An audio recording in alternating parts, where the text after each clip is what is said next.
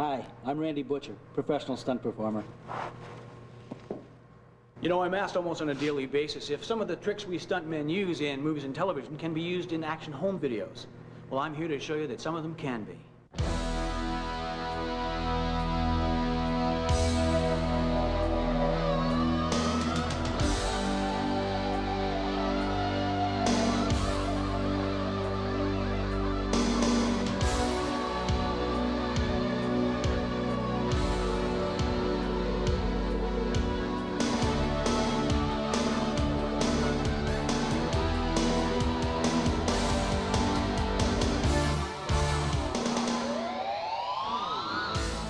As with any other physical activity, a good warm-up is essential to prevent those nagging little injuries that sometimes crop up when cold muscles and joints are called into action without sufficient warning. Actors and singers warm up their voices, the tools of their trade, so a good stunt performer will warm up as well. I like to start at the top and go down. A few light neck circles, keeping your eyes open and not forgetting to breathe, will warm up all the muscles and joints in this area for taking punches. Rehearsal after rehearsal and shooting take after take really do begin to take their toll. So warming up the neck is very important.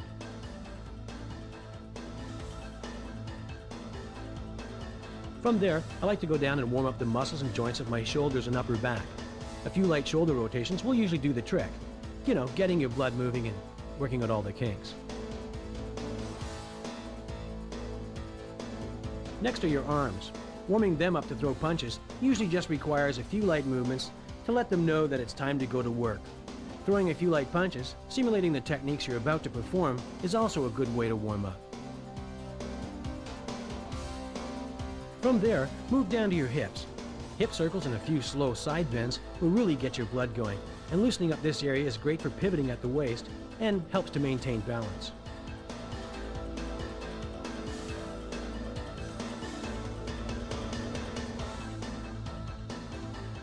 Warming up your knees for kicking is extremely important. A few light circles and a little stretching of the leg muscles will usually be sufficient. Only you know to what extent your fight scene will be, and you should warm up accordingly.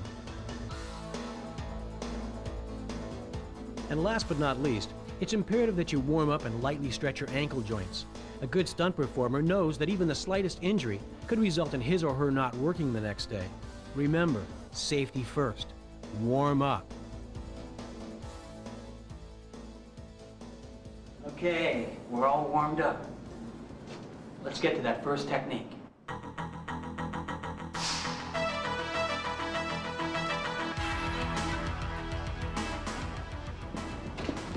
The first technique we're going to cover is the cross punch. This punch, or a variation of it, is probably the most used punch in the television and film industry today because it's relatively easy to throw and creates a great illusion of power. To begin with, all the techniques demonstrated in hits and misses will be done from a three-point stance, similar to the way a boxer might stand. Keeping your balance on the balls of your feet, move your hips around side to side and back and forth. Neither you or your partner want to lose your balance and fall into an oncoming punch or kick. Facing your partner at arm's length, make a fist in front of his face. This 4 to 6 inch distance becomes your safety margin. Then stepping back into your stance, draw your arm up and back bent at the elbow. As you punch, straighten your arm out beside you at a 90-degree angle and then continue this outstretched swing right past your partner's eyes, following through. From this angle, the punch is obviously a miss. But when I place Neil on an angle such as this, the punch is obviously a hit. Up, out, and around in a wide looping circle, right past your partner's eyes. And you really needn't punch any faster than I am right here. From this angle, notice how I pivot my feet and hips. As well, notice how I throw my opposite hand up and back. All this is to enhance the illusion of power.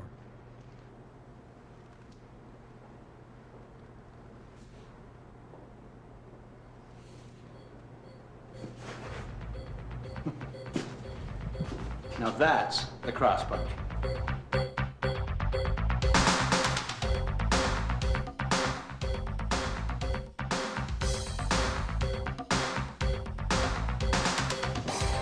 The next punch we're going to cover is the over the shoulder. Unlike a cross punch, the over-the-shoulder travels in a straight line and involves a little shuffle of the feet. The reason for the shuffle to the side is so that the center of your body lines up directly in front of your partner's shoulder, ensuring a good safe distance from the side of your partner's head. To do the shuffle, start in your three-point stance. Shuffle your rear foot behind your front foot, then step your front foot to the side so that you're once again in a perfect three-point stance. As I shuffle to my left, I throw a straight right over Blair's shoulder beside his head. From this angle, the punch is a hit, but again, it's only an illusion. This technique is going to take a little practice, but have fun with it. You see, I'm actually missing Blair by about 4 to 6 inches.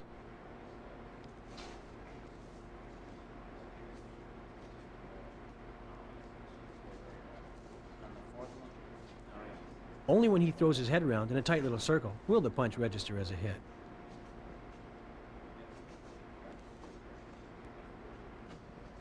Here I'm shuffling to both sides, throwing a combination of lefts and rights. But note that I don't throw my punch until Blair and I make eye contact. It's very important to know when your partner is ready.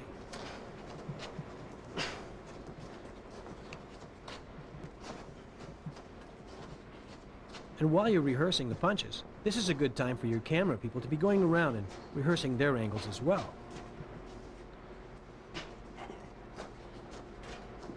So a quick review.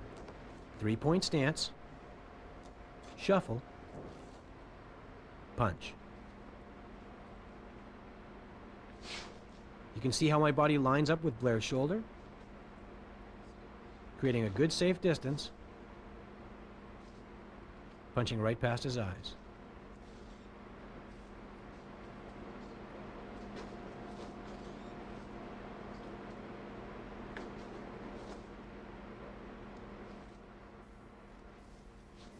And there you have your over-the-shoulder shot.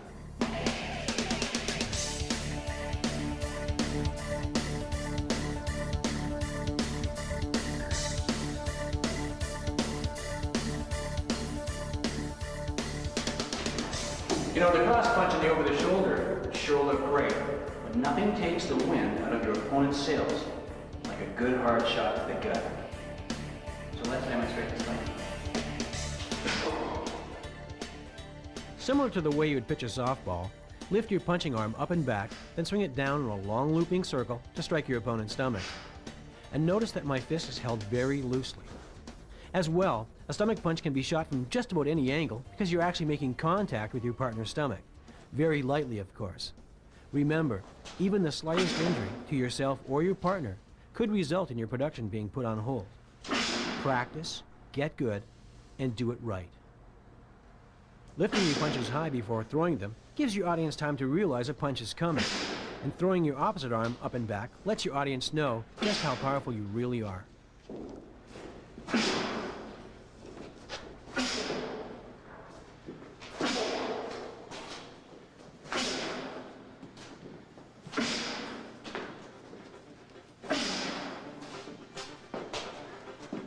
Maybe we should have done this before lunch.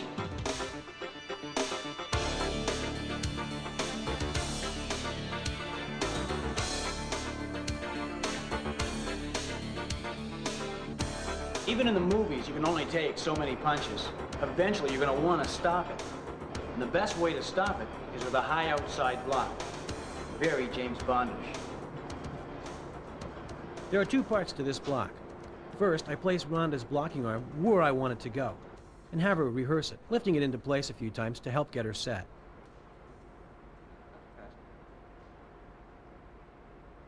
Now I show Rhonda exactly where I'm going to punch, and although it starts out looking like a cross punch, I stop it exactly where her arm will meet my arm. Banging arms together, take after take, can result in some painful bruising. So blocking even the most powerful punch, although appearing real, is only an illusion. And that, my friend, is the way to block.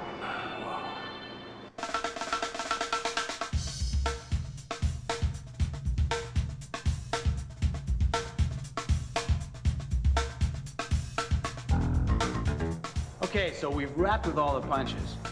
Let's move on to something a little more exciting. Let's throw some kicks.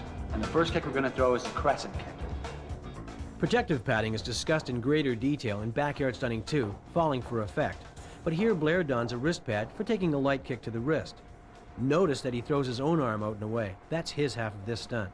No one should be kicking anyone's arm with sufficient force to send it flying. A crescent kick is a wide looping kick that, like the wide looping punches, gives your audience time to register what's happening.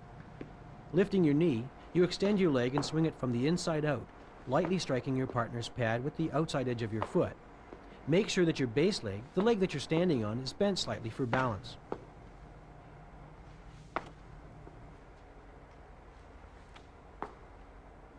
Throwing a crescent kick to your partner's head requires that you lift your knee even higher. And like the cross punch, your foot should cross past your partner at eye level, at least 6 inches away. From this angle, you can see that my kicking foot passes Blair's face by no less than 1 foot. And that's okay. Shot from the correct angle, the camera's two-dimensional eye can't even see it. As you can see, even kicking a foot away from your partner using these next 2 angles, the crescent kick registers as a dynamic hit. And you needn't kick very fast. Just a nice, easy pace will do. You really do want your kick to register with your audience.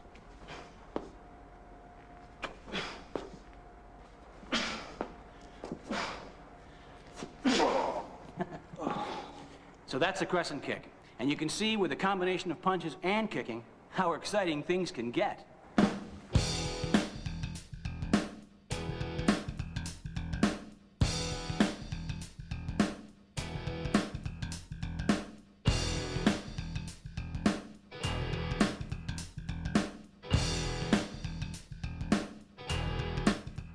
The next kick we're going to demonstrate is the front kick. We're going to do it 3 ways. Once to the stomach in a standing position, and once to the stomach, and once to the head when he's on all 4s. To execute a front kick properly, remember that where you point your knee, your foot will go. And strike only with the ball or the flat of the bottom of your foot. Just in case you make contact, you don't want to be using your toes or heel. And again, you can kick as far away as a foot or more from your partner's stomach. On the correct angle, it will still register as a hit. Give yourself some distance. Better safe than sorry. Good stunt performers create illusion. They do not beat up on their friends. You can see that from this angle, the kick is obviously a miss. But on an angle such as this, the kick is obviously a hit. This kick, like all the techniques demonstrated in hits and misses, is going to require some practice on your part. Go about it slowly at first. Know the length of your leg. Only then will you be ready to perform it with a partner. As well, when you're finally ready to work with your partner, work out each technique together. Get in sync with each other so that your partner won't inadvertently step into an oncoming kick.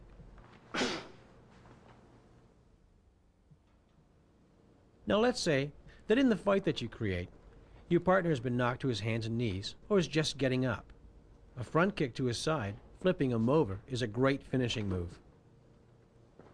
Notice that I hop in just before throwing the kick with my rear leg.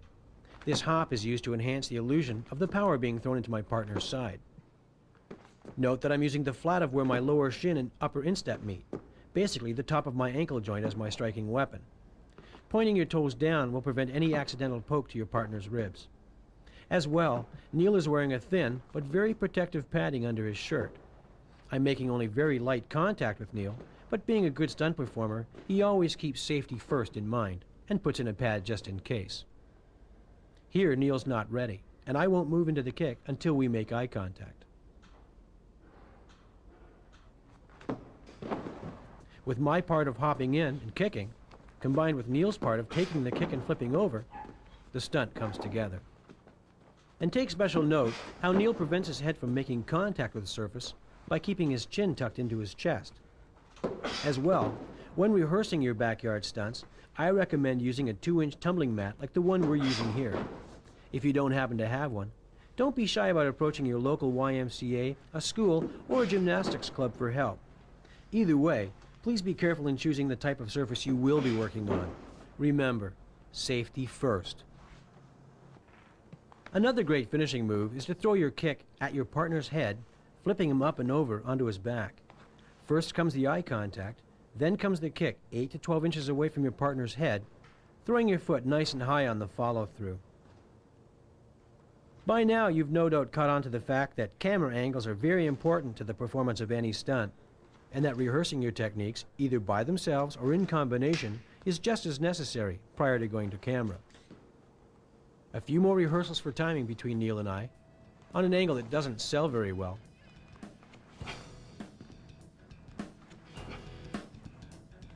Then, on an angle that does. And don't forget to make an ugly face to enhance the energy of the kick.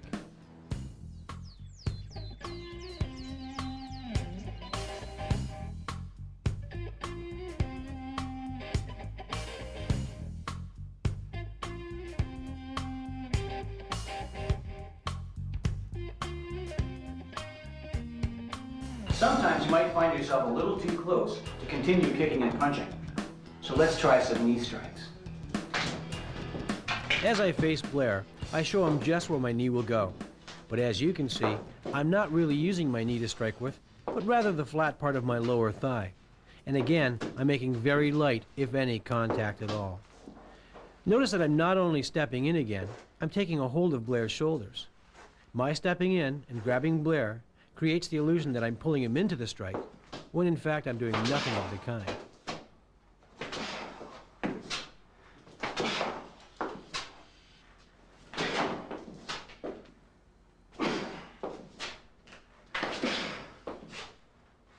The knee strike to the head requires that your partner bend over on his own to make it look like you've taken a hold of his head. Your one hand, the one furthest from the camera, will be held out and away from your partner's head as mine is. You will then be very careful to thrust your knee up and through your own wrist. If your partner times his reaction correctly, this technique creates a devastating illusion.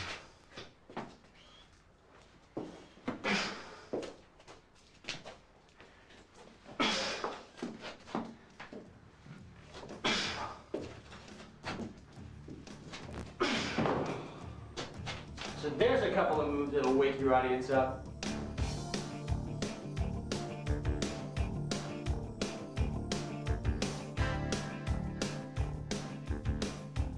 There are two parts to every exchange in a fight scene, from the person throwing the punch to the person taking the hit.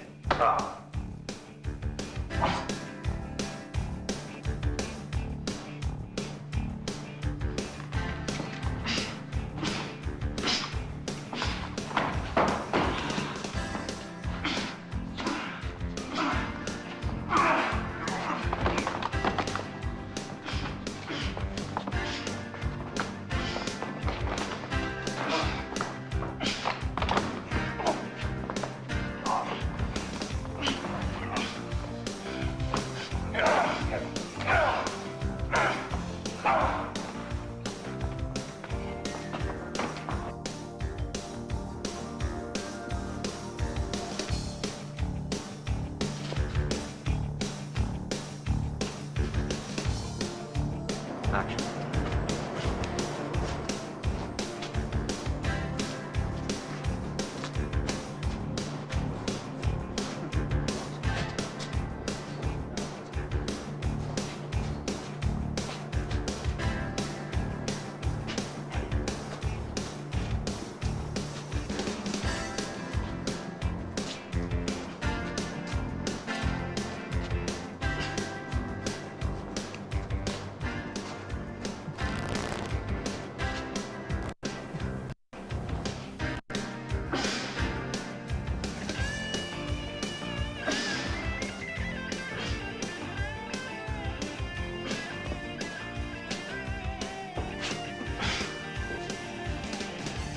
So you can see that the energy transfers from the person throwing the punch to the person taking the hit. And it's that person's acting ability that carries the stunt over. Oh! Oh! Why does she keep doing that? Oh!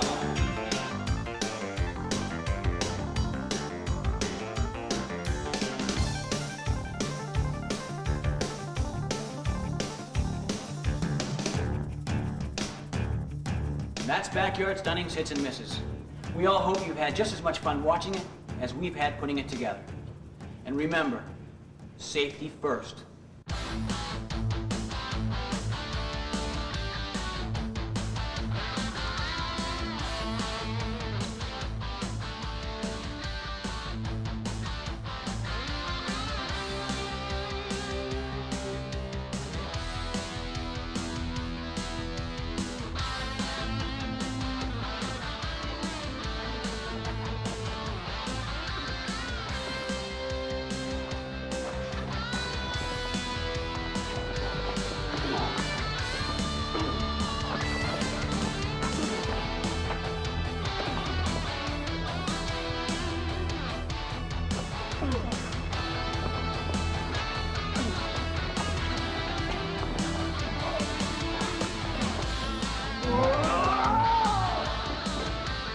Hey, want to see how I get out of this one? Watch Backyard Stunting 2, Falling for Effect.